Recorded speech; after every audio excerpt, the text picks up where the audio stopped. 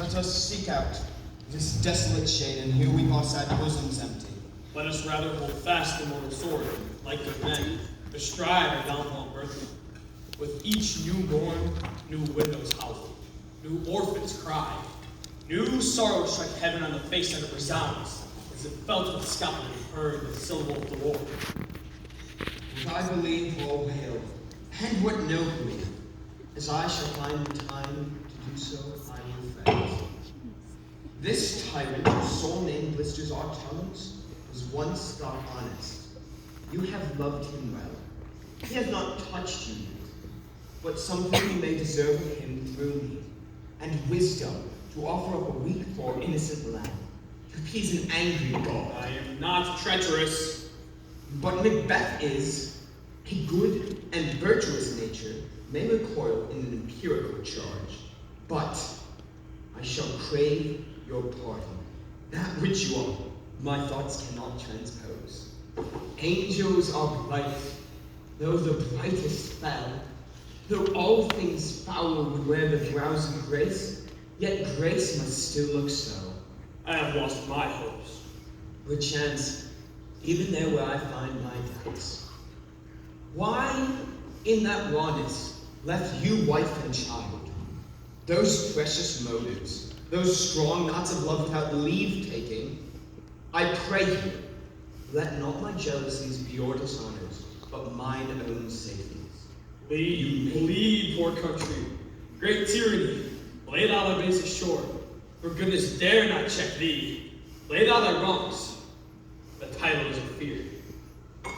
Fare thee well, for I am not the evil thou thinks that's in the whole space that's in the tyrant's grasp, and the rich east to boot. Be not offended. I speak not as an absolute fear of you. I believe our country sinks beneath the yoke. It weeps, it bleeds, and each new day gashes are added to her wounds. I think withal there would be hands uplifted in my right, and here, from gracious England, have I offer of goodly thousands. But when I shall tread upon the tyrant's head, or wear it upon my sword, my country shall have more vices than it had before, more suffer in more sundry ways than ever, by him who shall succeed. And what should he be? It is myself, I mean, in whom I know all the particulars of vice so crafted, that when they be opened, black Macbeth will seem as pure as snow, and the poor state esteem him as a lamb. In the legions of horrid hell can come a devil more damned than evil's top, Macbeth. I grant him bloody, luxurious, false, deceitful, sudden, malicious smacking of every sin that has a name. But there's no bottom, none, in my voluptuousness. Your wives, your daughters, your matrons, and your maids could not fill up the cisterns of my lust, nor all continent impediments or bear that did oppose my will. Better Macbeth than such an one to reign. Boundless intemperance in nature is a tyranny. It hath been the untimely downfall of many kings and the happy and empty of the throne. But yet do not fear to take upon you what is yours. You may convey your pleasures in a spacious plenty, and still seem cold. Time you may so hoodwink. We have willing dames enough. There cannot be that vulture in you to devour so many as will to greatness dedicate themselves, finding it so inclined. In this there grows in my most ill-composed affection such a staunchless avarice that were I king, I would cut the nobles from their land, desire his house and his other's jewels, and my more having would be a sauce to make me hunger more, to destroy the good and loyal for wealth. This avarice sticks deeper, grows with more pernicious root than summer seeming lust. It hath been the sword of our slain kings. But yet do not fear. Scotland hath forges to live the will of your own. All these are portable with other graces weighed. But I have none, the king becoming graces, as justice, verity, temperance, stableness, bounty, perseverance, lowliness, courage, fortitude. I have no relish of them. But I bound in the division of each several crime, acting in many ways. Nay, had I the power, I would pour the sweet milk of concord into hell, uproar the universal peace, and confound all unity on earth. Oh, Scotland, Scotland! If such a one be fit to govern, speak. I am as I have spoken. Fit to govern? No, not to live. Oh, nation miserable, with an untitled tyrant bloody scepter, when wilt thou see thy wholesome days again? For the truest issue of thy throne, his own interdiction, stands accursed and does blaspheme his breed. Your father was a most sainted king. The queen that bore thee, oftener upon her knees and on her feet, died. Every day she lived. Fare thee well, for these evils that repeats upon thyself have banished thee from Scotland. Oh, my breast, my hope is here! Macduff, this noble passion, child of integrity, hath from my soul wiped these black scruples, reconciled my thoughts to thy good truth and honor.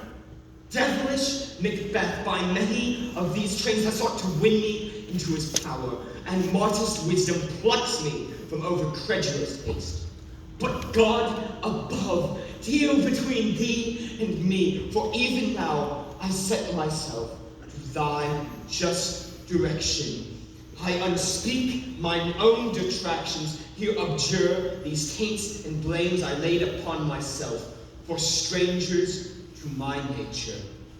I am yet unknown to woman, never was forsworn, scarcely have coveted what was mine own.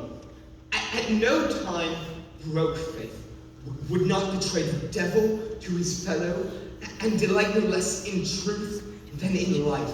My first false speaking was this upon myself: what I am truly is thine and my poor country's to command.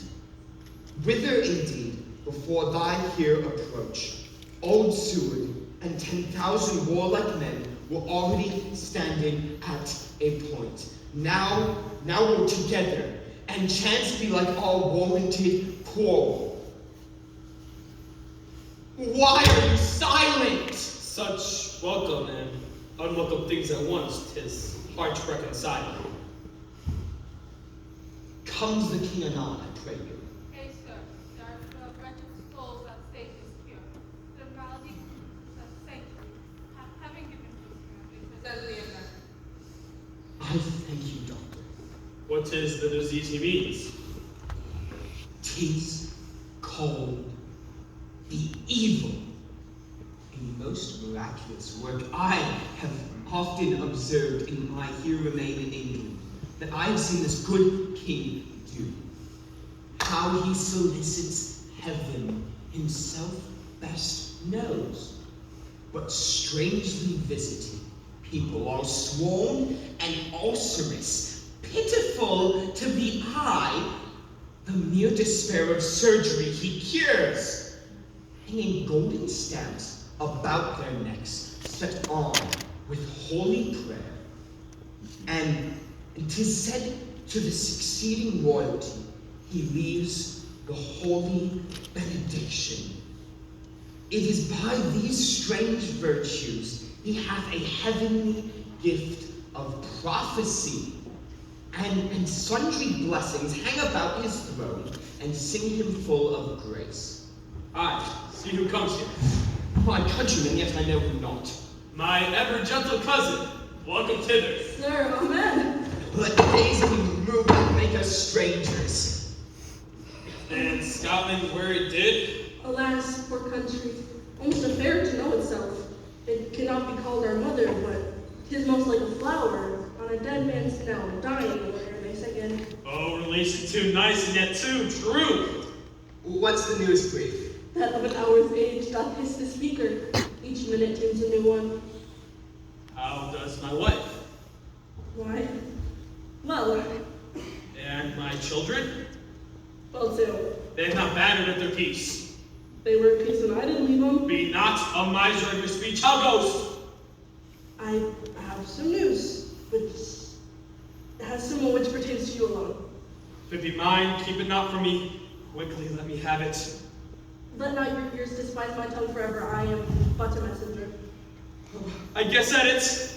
Your castle is surprised. Your wise babe savagely slaughtered by 3 peasants. Merciful then. Man, pull your hat on your brow.